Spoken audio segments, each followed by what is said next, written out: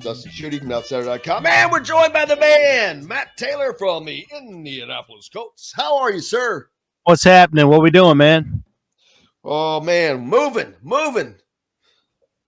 You're moving? I felt like Mayflower. Where are you going? Not very far, but it doesn't matter when you're moving. Just to a different, in the same facility, different location. Oh, like, so are you still going to be a lake guy? Oh, yeah. All right. Oh, yeah, just still, it doesn't matter. I'm worn out, baby. I did not have Mayflower to help me. And I'm not helping you either. I noticed, boy. Twice I threw that out there and come back with it empty. Daggone, I keep casting that line, and it just keeps coming back empty. How are you doing? Why do people think, hey, when you move, it's like, hey, come on over, spend your entire Saturday, give up your entire weekend, and I'll give you like a 6-pack of beer or order you pizza and we're even, right? Like, why do people think that equates? Hey, trust me, the kid that I got helped me, that's not – I forgot to pay him. What's going on? I was supposed to Venmo him last night. I forgot. I got to write that down. You need a secretary or something, man. You need a personal assistant. I forgot to pay. I forgot to pay him. Oh man, I forgot to pay that guy. I am fired up, man. Venmo him. I'm fired up. We're ordering. Dustin's ready. Dustin's ready to go. NFL package, now that it's not solely on DirecTV, ordering it, going to be able to watch the Colts every Sunday. I'm fired up, man. We're a little over a week out. Yeah. So I guess technically we are a week out because first game's Thursday, right? So right.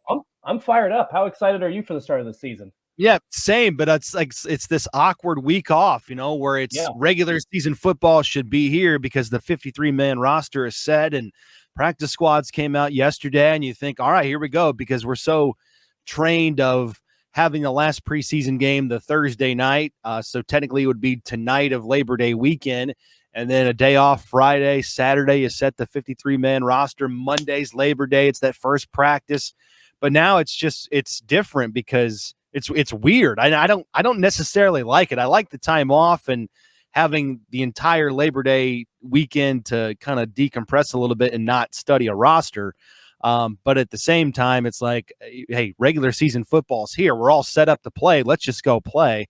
So yeah, I think we'll get our whistle wet a little bit with college football tonight and then tomorrow and then on through the weekend. But I'm with you, dude. Like it's fun to talk about the draft and free agency and contracts and things like that, but there's nothing that compares to regular season football. Let's get on the field. Let's start talking about some X's and O's and playmakers. That's why you do all this. That's why you watch. So incredibly excited to just get it going, but we got another week or so before we have to do that. And some good news on that front too, with the Colts getting Shaquille Leonard back to practice after missing training camp. I mean, how big is that for the Colts? I don't know if he's confirmed going to play yet or what right. The timeline looks like. But just how huge is that for him to come back to practice and give the Colts a little bit more experience and depth on the field? Well, obviously he's an all-pro player and a guy that means so much to the, psychological, health of the defense. I mean, when he's out there, they just play at a different level. So you're getting, an impact player back, and he was in full pads yesterday, and it was his first taste of being on any sort of game field or practice field since January of last year, since that Week 18 game against the Jacksonville Jaguars. So it's a really, really good sign. Now the Colts are going to practice again later on this afternoon.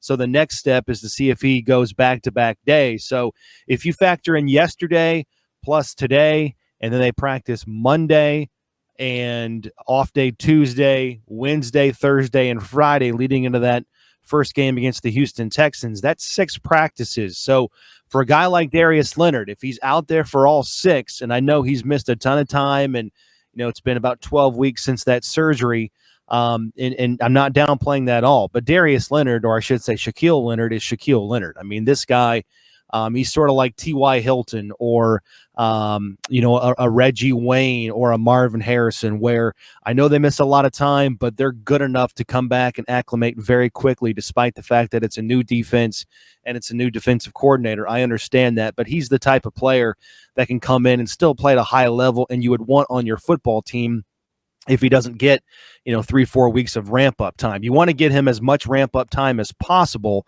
but I'm saying there's still a possibility that he plays week 1. Now, the Colts are not definitive about that. The only thing we know for sure is he's likely going to be back in time before the first 4 games of the season occur, because he did not go on the PUP list. Had he done that yesterday, or I should say Tuesday, when the 53-man roster came out, then he assuredly would have missed 4 games by NFL rule. So with him not going on that list, there's a chance he comes back quicker than that, but the Colts are still going to play it safe. They're going to do right by the player. Obviously, Leonard wants to be out there as quickly as possible, but I'm saying that even if he does get all 6 practices with no setbacks and he's out there continuously, day after day, I think there's a chance that he could play, and he's the type of player that could go out there and perform at a high level, and the Colts would feel good about putting him out there and trusting his ability to play week 1 against the Texans. I saw the Colts. I did get to catch the broadcast against Tampa Bay. They look good, especially that first series. Of course, you got Matty Ice out there and Tom Brady.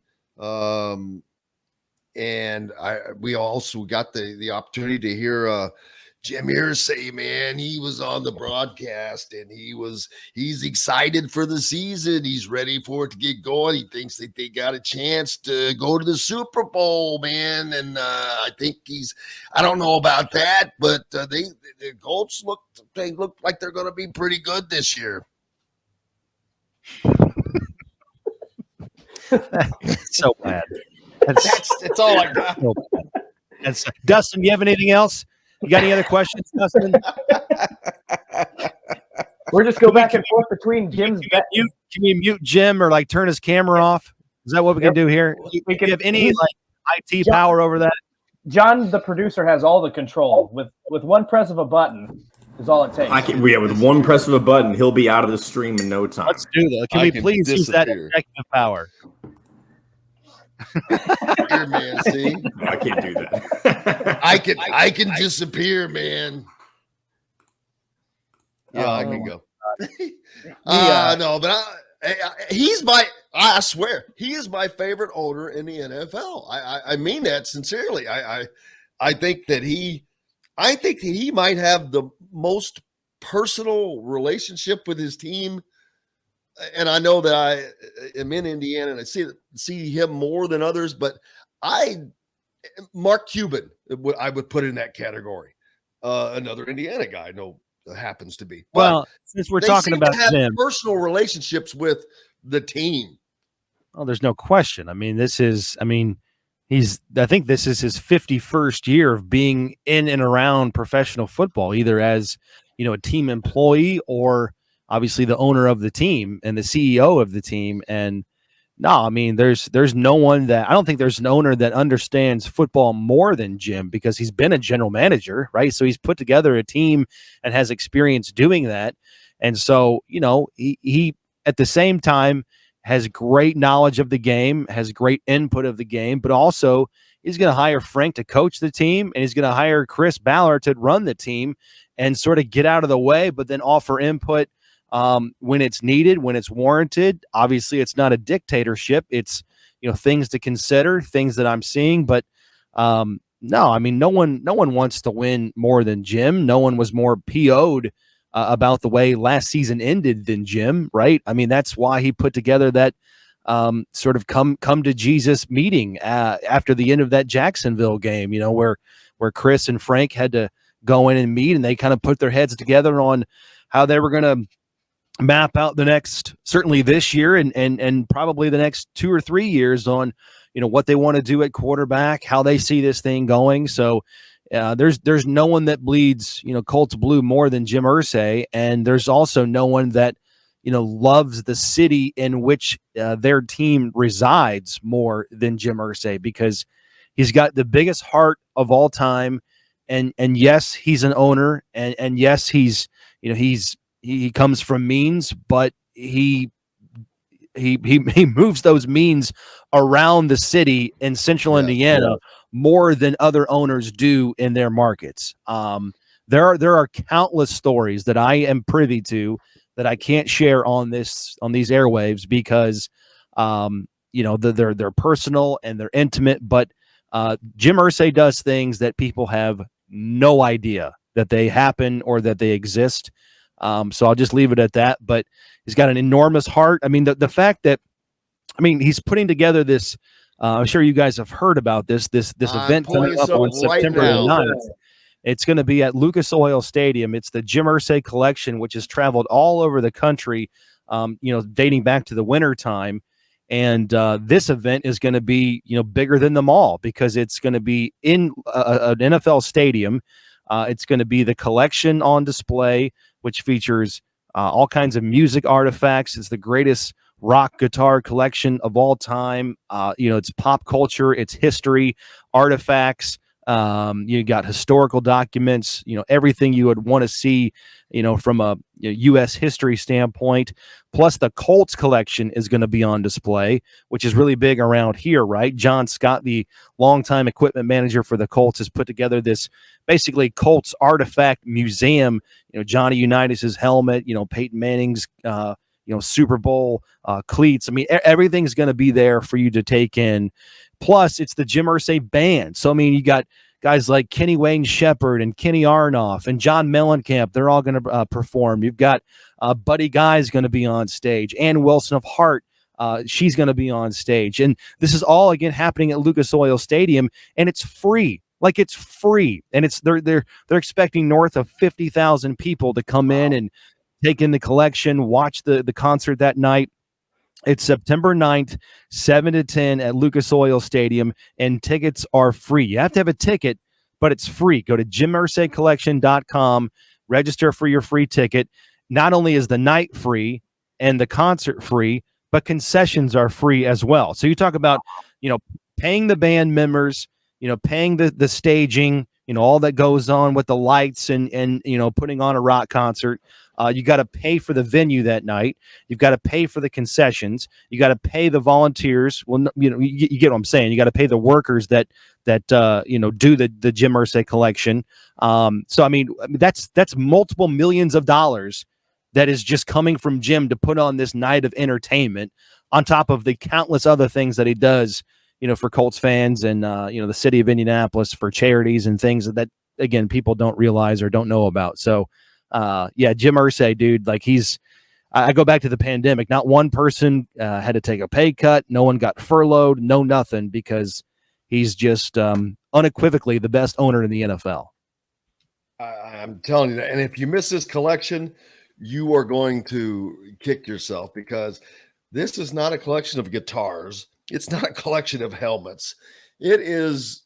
I saw a statement a minute ago by a member of from REM, the band, and said this is the most comprehensive collection of American culture in the world.